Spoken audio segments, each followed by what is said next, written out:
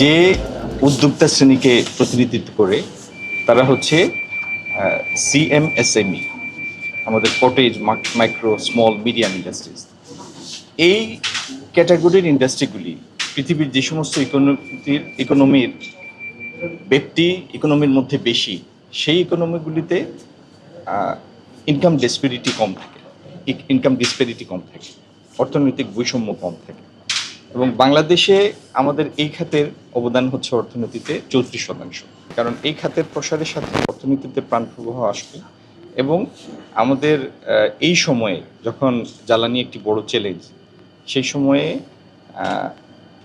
Energy intensive শিল্পের বিপরীতে আমরা এই জাতীয় ক্ষুদ্র উদ্যোগের, ক্ষুদ্র বিনিয়োগের শিল্পের প্রসার দেখি। সৌরবিদ্যুৎ আমাদের আইডিয়ালি আমরা যদি 365 দিনের বছর হিসাব করি, তাহলে বাংলাদেশে সোলার এনার্জির এফিসিয়েন্সি হচ্ছে দৈনিক 3.5 থেকে 4 ঘন্টা। আবার এই সময় যদি আপনি একটা স্টোরেজ মেনটেন করেন, তাহলে এই স্টোরেজটা আপনি ইউটিলাইজ করতে পারেন যখন পিক আওয়ার হয়, সন্ধ্যা 7টা থেকে পরবর্তী 4-5 ঘন্টা যে পিক আওয়ারের টাইমটা। তো সৌরবিদ্যুৎ এখন যে পর্যায়ে নেমে এসেছে, সৌরবিদ্যুতের উৎপাদন এবং সেই কারণে পার কিলোওয়াট আওয়ার কস্ট, সেটা এখন অনেক বেশি সাশ্রয়ী।